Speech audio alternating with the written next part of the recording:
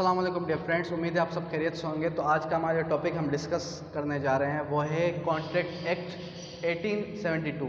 अब आप जो है एलएलबी फर्स्ट सेमेस्टर के अंदर फ्रेश कैंडिडेट्स हैं, तो ये जो टॉपिक है ये सेकंड लेक्चर है इन कॉन्ट्रैक्ट एक्ट 1872 का। चाहे आप पाकिस्तान के अंदर रहते हैं, पाकिस्तान के अंदर भी कॉन्ट्रैक्ट एक्ट सेम ही है, इंडिया के अंदर भी कॉन्ट्रैक्ट एक्ट सेम ही है।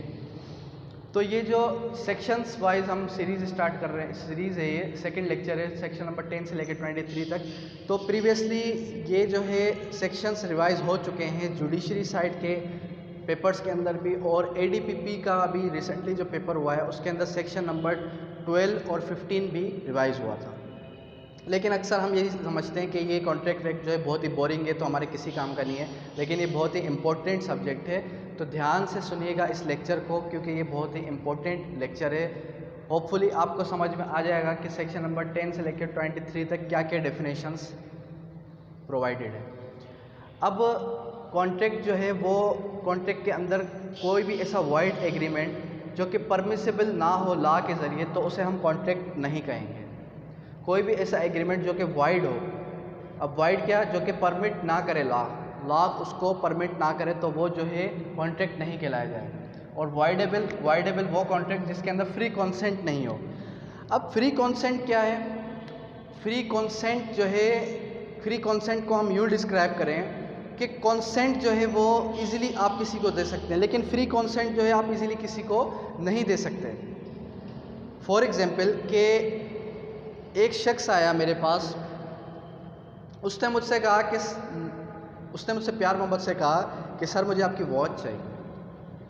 बड़े ही प्यार इखलाक से, बड़े ही मोहब्बत से उसने मुझे कहा कि सर आपकी वॉच चाहिए। मैंने उसको वॉच दे दी। इसके अंदर मेरी फ्री कंसेंट थी। अब अगर मेरे पास कोई अजनबी अनजान शख्स आता है चोरी के इरादे से और जो है लूट मार के इरादे से, और वो मुझ पर जो है गन रखता है और वो मुझे कहता है कि मुझे आपकी वॉच दो, तो अब इसके अंदर मेरी कॉन्सेंट, तो मैं उसको वॉच देता हूँ, उसके अंदर मेरी कॉन्सेंट है, लेकिन फ्री कॉन्सेंट नहीं है। कॉन्सेंट क्यों है? रीज़न ये है कॉन्सेंट देने का कि अगर मैंने इसको वॉच नहीं दी तो ये मुझे जान से मार देगा। तो ये डिफरेंट है कॉन्सेंट में और फ्री कॉन्सेंट में। आपको समझ में आ ही गया होगा कि फ्री कॉन्सेंट और कॉन्सेंट में क्या डिफरेंस है। जब तक फ्री कॉन्सेंट ना हो तो फिर वो जो है वॉइडेबल होगा। अब सेक्शन 10 की तरफ आते हैं कि सेक्शन 10 हमें क्या बताता है। सेक्शन 10 हमें ये कहता है कि व्हाट एग्रीमेंट्स आर कॉन्ट्रैक्ट।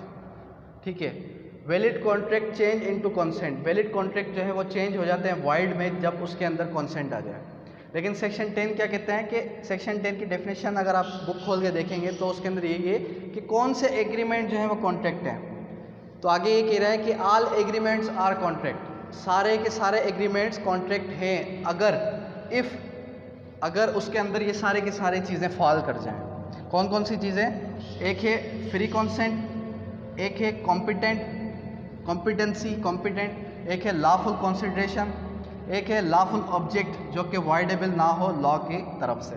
ये सारी की सारी चीज़ें अगर फॉल करती हैं तो वो सारे के सारे एग्रीमेंट जो हैं वो कॉन्ट्रैक्ट में चेंज हो जाएंगे। अब इसके बाद हम आते हैं सेक्शन नंबर 11 की तरफ कि सेक्शन नंबर 11 हमें क्या कहता है। अब जो सेक्शन नंबर 11 है उसके अंदर भी डेफिनेशन है, जो डेफिनेशन हमें ये बताती है कि competency, who is competent, competency. तो ये कह रहा है कि हु इज़ कॉम्पिटेंट। सबसे पहले एक मेजर जो है वो कॉम्पिटेंट है, ठीक है, एक साउंड माइंड, ठीक है। अब इसके साथ ही साथ सेक्शन नंबर 12 को भी डिस्कस करते चलें कि साउंड माइंड क्या है, what is sound mind and who is sound mind.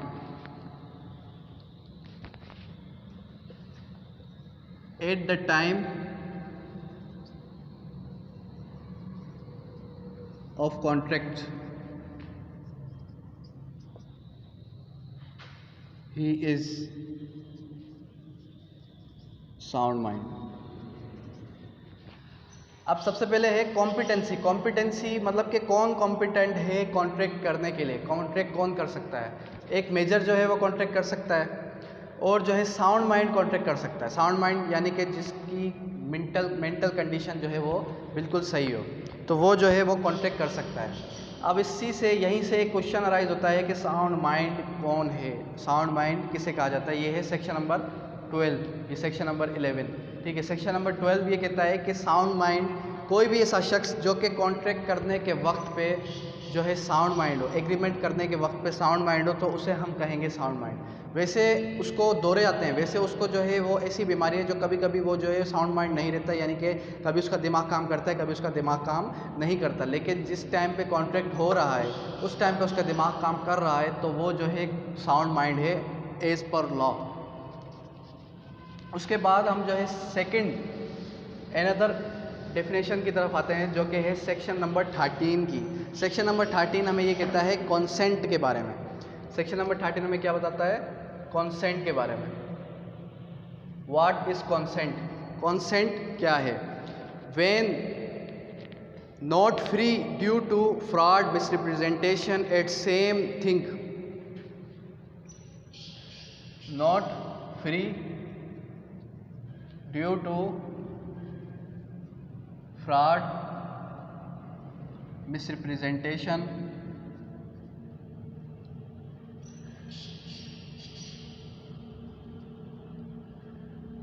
ठीक है, फ्रॉड मिसरिप्रेजेंटेशन, ठीक है, और ऑन द सेम थिंग,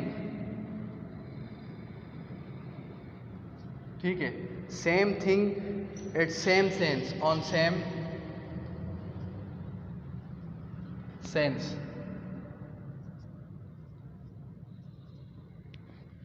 अब ये कह रहा है कि कॉन्सेंट क्या है। कॉन्सेंट जो है अभी अभी हमने रिसेंटली डिस्कस किया कि एक होती है कॉन्सेंट, एक होती है फ्री कॉन्सेंट। कॉन्सेंट जो है वो फ्री नहीं है, किस वजह से, फ्रॉड की वजह से, मिस रिप्रेजेंटेशन की वजह से। किसी ने कोई फ्रॉड किया या मिस रिप्रेजेंटेशन किया, किसी भी चीज़ को दिखाया कुछ और, मिस रिप्रेजेंट किया और हुई वो चीज़ कोई और। ऑन द सेम थिंग, उसी चीज़ पर, और ऑन सेम सेंस, और सेंस भी वही है, तो उसे हम कहेंगे कॉन्सेंट। अब अनदर जो डेफिनेशन है वो है सेक्शन नंबर 14 की। अब सेक्शन नंबर जो 14 है वो हमें क्या डिस्क्राइब करता है। सेक्शन नंबर 14 हमें ये चीज़ डिस्क्राइब कर रहा है कि फ्री कॉन्सेंट क्या है। व्हाट इज़ फ्री कॉन्सेंट,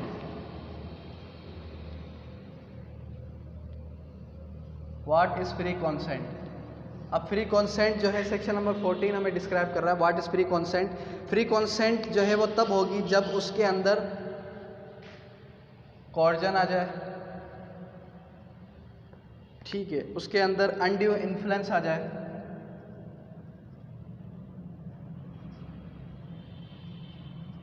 ठीक है, उसके अंदर जो है फ्रॉड मिसरिप्रेजेंटेशन आ जाए,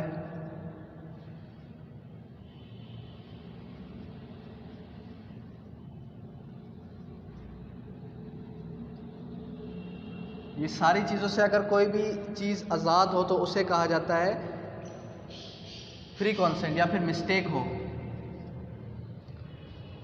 अगर कोई किसी पर जुल्म करे, अगर अनड्यू इन्फ्लुएंस हो, अगर फ्रॉड हो, मिसरिप्रेजेंटेशन हो, मिस्टेक हो, तो ये सारी की सारी चीज़ें आ जाती हैं सेक्शन नंबर 14 के अंदर, फ्री कॉन्सेंट के अंदर। उसके बाद है अनड्यू इन्फ्लुएंस। अब अनड्यू इन्फ्लुएंस क्या बताता है हमें। अनड्यू इन्फ्लुएंस जो है हमें ये बताता है कि हक़ाइक़ को छुपाना, डिटरमाइन गेट कॉन्सेंट। किसी ने भी अनड्यू इन्फ्लुएंस किया,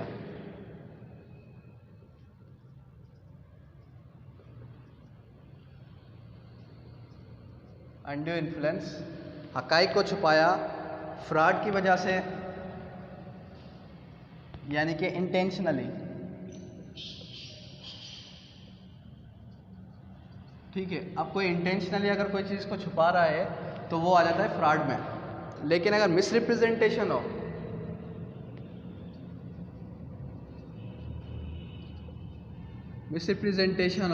अब मिसरिप्रेजेंटेशन ये हो कि अगर मेरे को किसी ने कोई चीज़ दी, कोई भी गुड्स, कोई भी सर्विस, कोई भी ऐसा प्रोडक्ट दिया जो दिखा बिल्कुल सही, उसने मुझे दिखाया कि ये देखो सही काम कर रहा है, मैंने प्रोडक्ट ले लिया उससे, लेकिन कुछ ही देर में उसने वो चीज़ अपने हाथ की सफाई से चेंज करके मुझे एक और चीज़ दे दी। फिर मैंने ये चीज़ जो है उसामा आपको दी। अब ये चीज़ मैंने आपको दी तो ये हुआ मिसरिप्रेजेंटेशन, ठीक है। अब यहाँ पर मेरे साथ हुआ अनड्यू इन्फ्लुएंस, मुझे हकीकत पता नहीं है।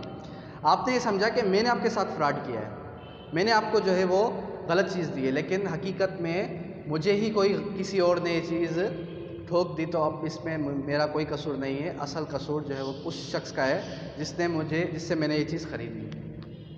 तो ये आ जाती है चीज़ मिसरिप्रेजेंटेशन के अंदर। उसके बाद है सेक्शन नंबर 20 जो कि हमें बताता है मिस्टेक के बारे में। अब मिस्टेक क्या है? मिस्टेक दो किस्म की होती है, एक होती है mistake of fact, mistake of law. Mistake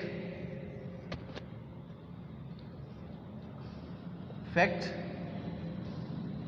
mistake of law. जिस तरीके से सेक्शन नंबर हमने जो है प्रीवियसली डिस्कस किया था पाकिस्तान पेनल कोड के अंदर, ठीक है, तो इसके अंदर mistake of fact, mistake of law जो है लॉ इन्फोर्स्ड बाय पाकिस्तान। अब मिस्टेक ऑफ फैक्ट क्या है? हकीकत को समझने की गलती। अब हकीकत ये थी कि मेरे पास एक प्रोडक्ट है, ठीक है, इस प्रोडक्ट को मुझे बेचना है। अब मैंने किया एक शख्स के साथ फ्रॉड। क्या फ्रॉड किया? मैंने उसको जो है हकीकत नहीं बताई, फैक्ट नहीं बताया कि भाई ये जो पेन है ये दिन में काम करता है, रात में काम नहीं करता। या फॉर एग्जांपल एक मोबाइल है, ठीक है, अब ये एक मोबाइल है, ये मोबाइल जो है फॉर एग्जांपल ये मोबाइल है, ये मोबाइल जो है दिन में काम करता है, रात में काम नहीं करता due to the lack of sunlight या XYZ किसी भी रीज़न की वजह से। तो ये प्रोडक्ट जो है मुझे सेल करना है। अब मैंने उससे फैक्ट छुपाया ये कि ये रात में काम नहीं करता, मैंने उससे ये फैक्ट छुपा लिया। तो ये आ जाता है सेक्शन नंबर 20 के अंदर, मिस्टेक के अंदर।